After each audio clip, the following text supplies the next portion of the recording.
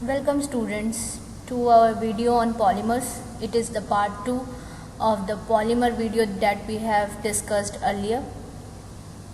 So let's start our video on polymers. Please like, share and subscribe our channel for more informative videos.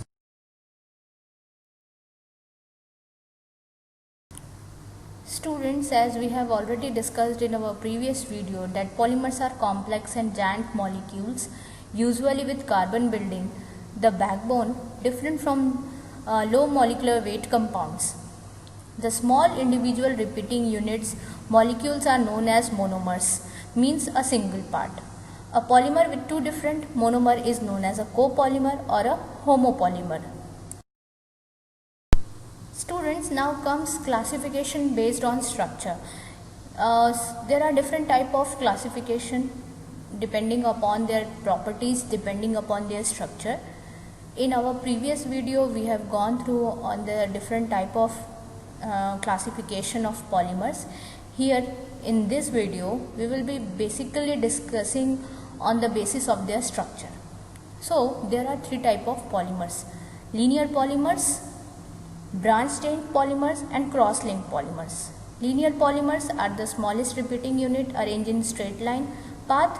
Branch chain polymer is linear chain having some branches, and cross-linked chain polymers are formed by bifunctional and trifunctional monomers and contain strong covalent bond.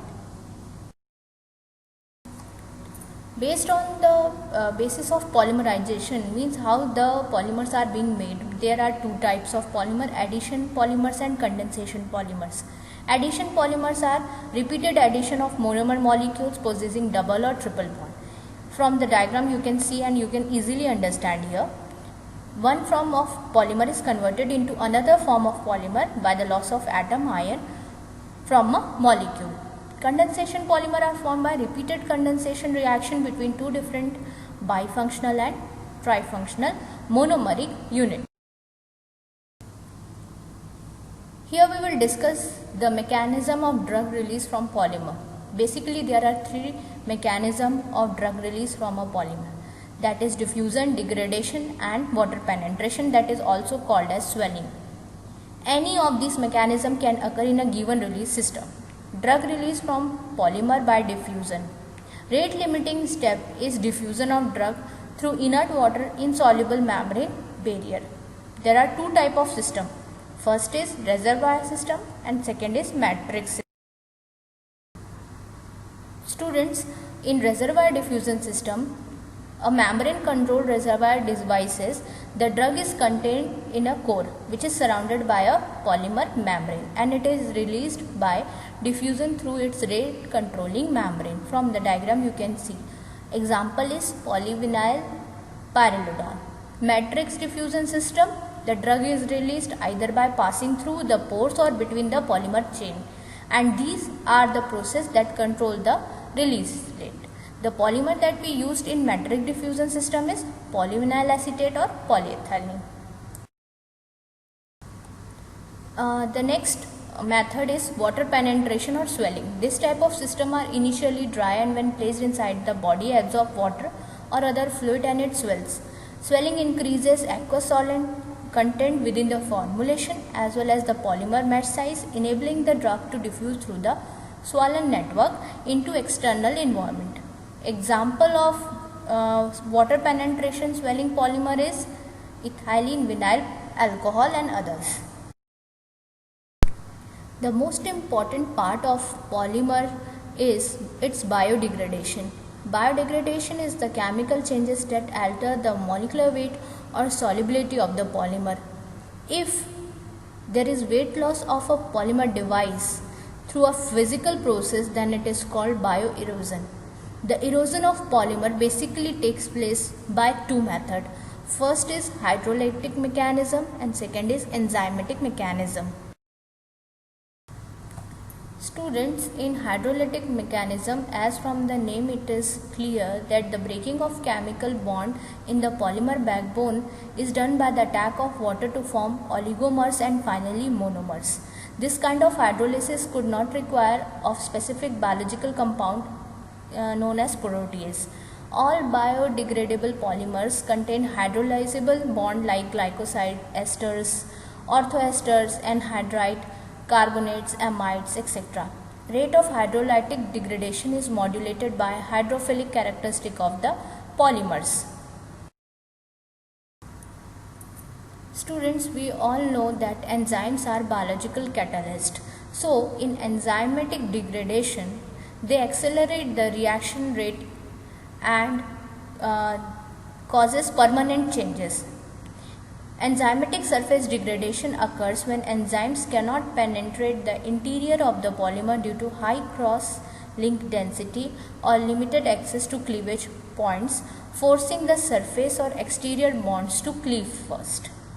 Hydrolysis reaction may be catalyzed by enzymes known as hydrolase, which include protease, esterase, glycosidase, and phosphophosphatase. Students, now question may comes in our mind that how the polymer is synthesized or how the polymers are synthesized.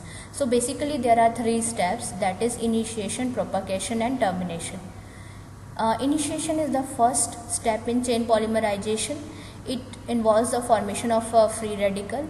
Each initiating radical has the ability to attack the double bond of a monomer. In this way, the radical is transferred to the monomer and a monomer radical is produced. In the chain, wherever the monomer is present, attachment can occur there. In propagation, which is also known as the growth phase, the monomer radical is also able to attack another monomer and then another monomer, and this process goes on. This step is called as propagation, by which a macro radical is formed. The last step is termination, also known as the death. In chain termination is the chemical reaction that ceases the formation of any reactive intermediate further in chain propagation step in the course of polymerization, effectively bringing it to a halt. Okay. Students, now comes the most important aspect of polymers, that is application of polymers in formulation of controlled drug delivery system. So there are multiple uses of polymers in controlled drug delivery system. Some of them is their use in ocular drug delivery system, their use in oral drug delivery system, preparation of gel diffusion control delivery system, drug delivery system for the treatment of diabetic. Various contraceptive and hormones are being developed in the form of controlled drug delivery system, in which different polymers are used. Development of mucoadhesive delivery system, transdermal drug delivery system, and osmotic pressure control delivery system for GI tract. So these are the some of the prominent application of polymers in controlled drug delivery system. So students, here we come to an end of our video on the topic of polymers.